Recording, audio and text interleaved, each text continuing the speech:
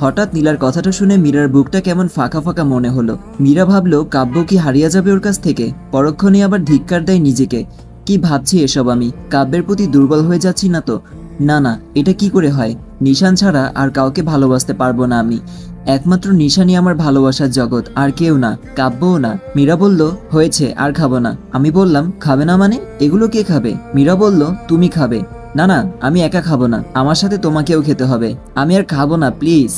ওকে, তাহলে খাবার রেখে আসি। মীরা বলল রেখে আসবে কেন, তুমি খাবে না? কাব্য বলল তুমি যখন খাচ্ছ না তাহলে আমিও খাবো না। বললাম তো আমার পেট ভরে গেছে, রাগ করো না, তুমিও খেয়ে নাও প্লিজ। খেতে পারি একটা শর্তে। মীরা অবাক হয়ে বলল শর্ত? কি শর্ত? যদি তুমি খাইয়ে দাও। কথাটা শুনে মীরা হঠাৎ চমকে উঠল। এরা দুই ভাইয়ের মাঝে এত মিল কেন? প্রতিটা কাজেই একে অপরের প্রতিরূপ। নিশানও এই কাজটাই করত, ওকে প্রায় খাইয়ে দিতে হতো।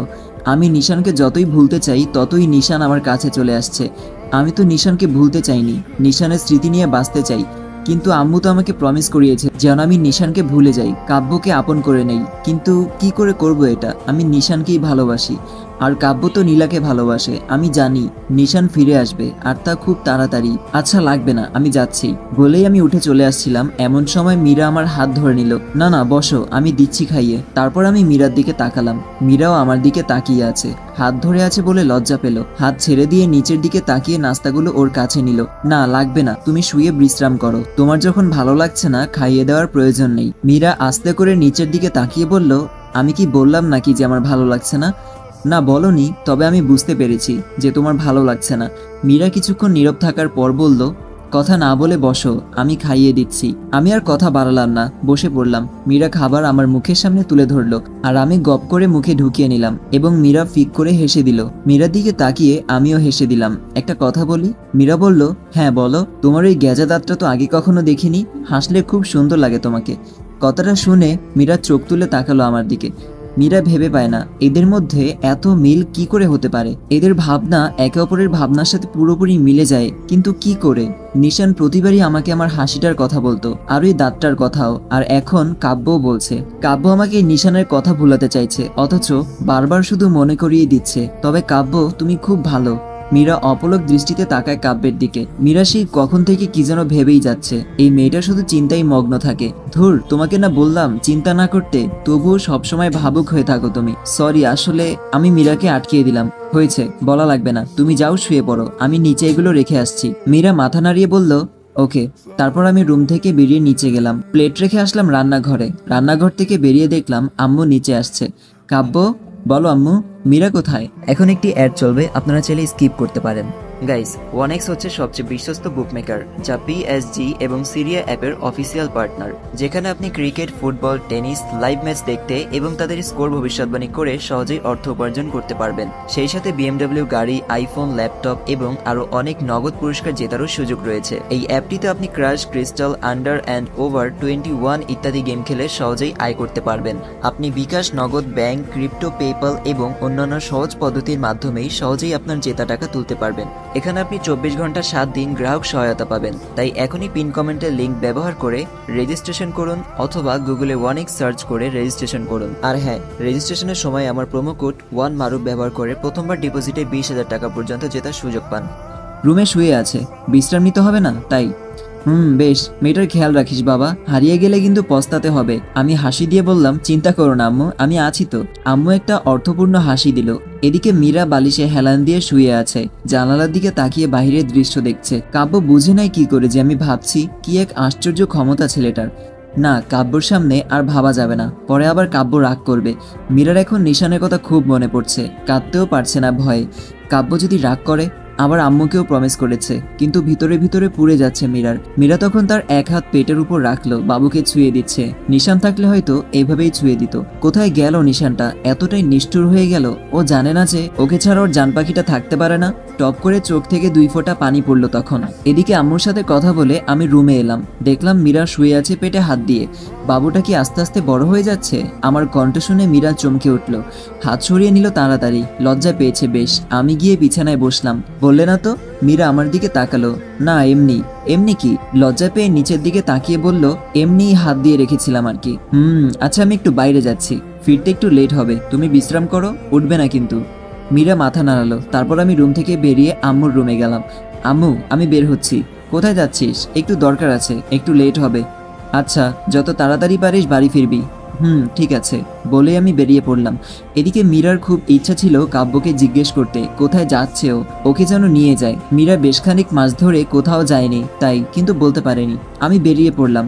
বেরিয়ে নীলার ফোনে কল করলাম। কয়েকবার রিং হওয়ার পর রিসিভ করলো। হ্যালো, কোথায় তুমি? নীলা বলল, কেন, কোথায় আবার? বাসায় থাকি, বাসায় আছি। আরে এত কড়া জবাব দিচ্ছ কেন? একটু দেখা করতে পারবে? না, আমার এত সময় নেই।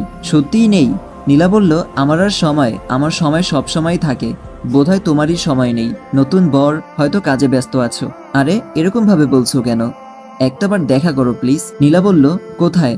পার্কে আসতে পারবে? পার্কে কেন? আমি কি প্রেম করতে যাচ্ছি নাকি? কথাটা নীলা রাগী কণ্ঠে বলল। প্লিজ সহজ করে কথা বলো। আচ্ছা তুমিই বলো কোথায় আসবো। নীলা বলল, তুমি যেখানে বলেছো সেখানেই থাকো, আমি আসছি। ওকে, আসো। তারপর আর কোনো কথা না বলে ফোনটা কেটে দিল।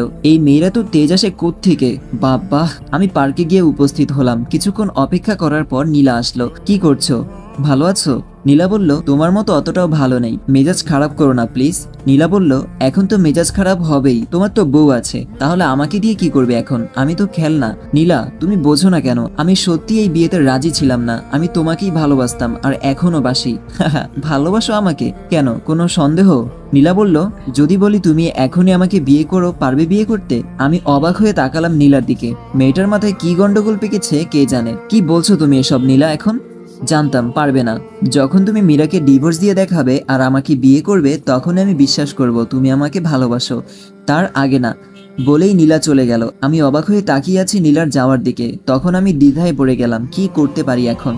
আমি তো সত্যিই নীলাকে ভালোবাসি, কিন্তু নীলা আমাকে যে পরিস্থিতিতে ফেললো, এখন কি করতে পারি? নীলাকে ভালোবেসেছি সেহেতু বিয়েও করতে হবে।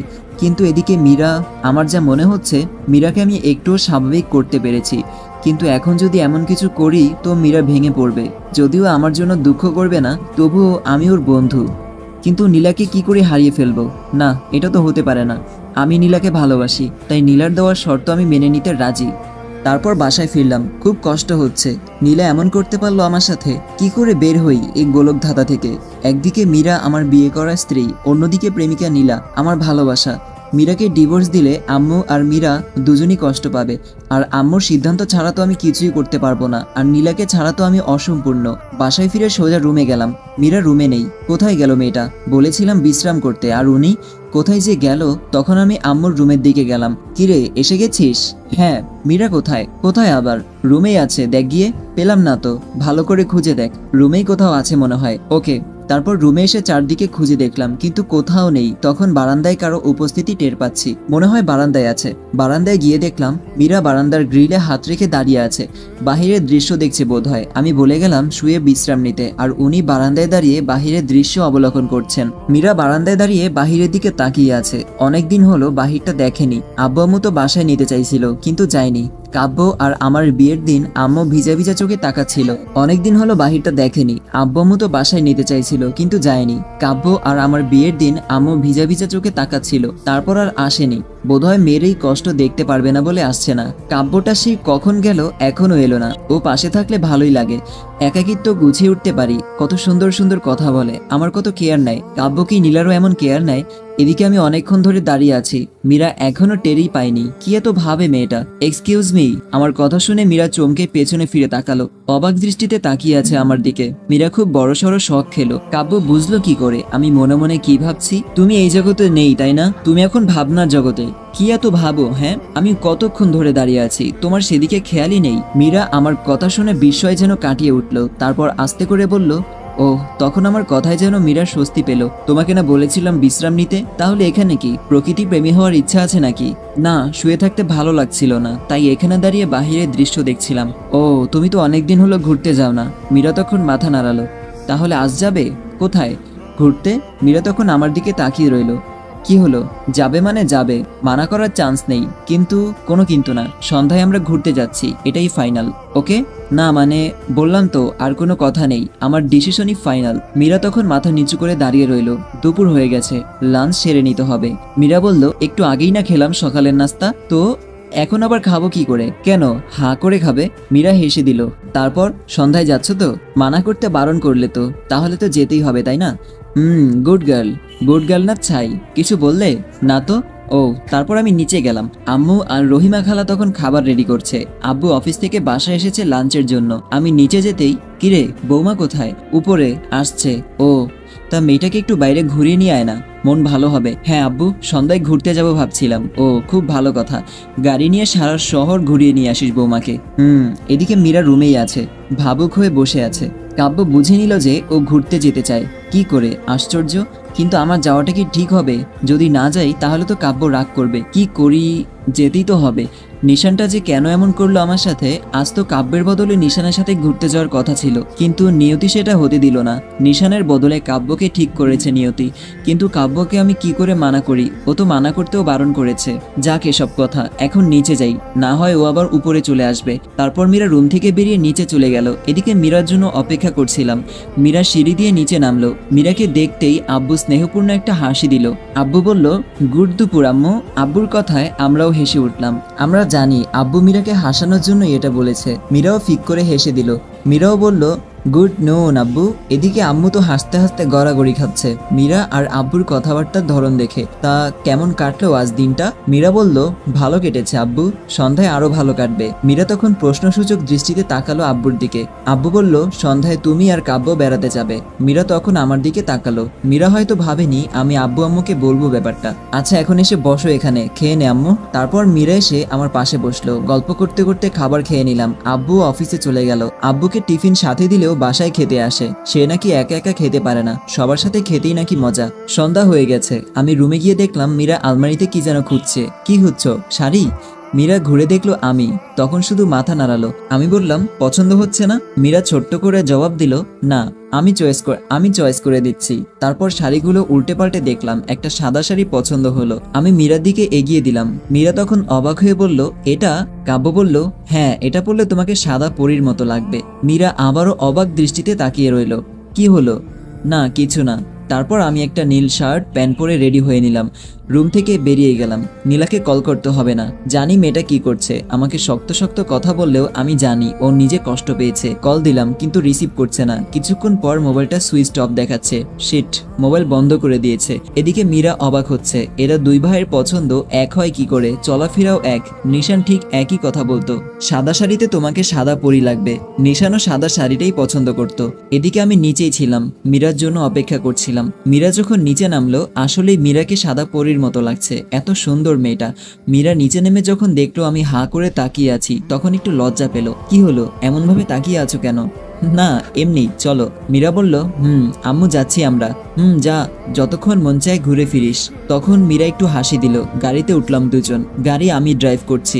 মীরা বাইরের দিকে তাকিয়ে আছে, বাইরের দিকটা দেখছে। মীরাকে নিয়ে একটা নদীর কিনারায় নিয়ে গেলাম। জায়গাটা তেমন পপুলার না, এমনি জায়গাটা সুন্দর বলে অনেকে এখানে ঘুরতে আসে। খুব সুন্দর পরিবেশ। মীরা গাড়ি থেকে নামতেই লাফালাফি শুরু করে দিল, যেন কত বছর পর ঘুরতে আসলো। তারপর অনেক ঘোরাঘুরি করলাম, খেলাম। মীরাকে খুব বেশি খুশি মনে হচ্ছে। এখন যাওয়া যাক, অনেক রাত হয়ে গেছে। চলো। নাকি আরো কিছুক্ষণ থাকবে? না চলো। তারপর গাড়িতে উঠলাম, গাড়ি স্টার্ট করলাম। অনেক পথ এগিয়ে আসলাম। তখন হঠাৎ মীরা চেঁচিয়ে উঠলো। মীরা সামনে সিটে আমার পাশেই বসেছিল। কাব্য, গাড়ি থামাও। কেন, কি হয়েছে? নিশানকে দেখেছি আমি। গাড়ি থামাও কাব্য। ভাইয়ার কথা শুনে আমিও গাড়ি থামালাম। গাড়ি থেকে বের হলাম সাথে সাথেই। মীরা পাগলের মতো আচরণ করছে। কোথায় দেখেছো? কোথায়? ওই তো, ওইদিকে একটা গাড়ি যাচ্ছিল, ওইটাতে দেখেছি। কাব্য, নিশানকে এনে দাও কাব্য প্লিজ। মীরা চিৎকার করে কাঁদতে লাগলো। তুমি এখানেই থাকো, আমি আসছি। বলেই আমি দৌড় দিলাম, চারিদিকে খুঁজতে লাগলাম। একটা গাড়ি দেখলাম, গাড়ির পিছনে ছুটলাম, কিন্তু নাগাল পেলাম না। তখন দৌড়ে গাড়ির পাশে এলাম। মীরা দাঁড়িয়ে আছে আর কাঁদছে। কাব্য, নিশান কোথায়? কাব্য, তাড়াতাড়ি গাড়িতে ওঠো, তাড়াতাড়ি। তারপর গাড়িতে উঠে তাড়াতাড়ি স্টার্ট করলাম এবং গাড়িটা যেদিকে গেছে সেদিকটা অনুসরণ করলাম। কিন্তু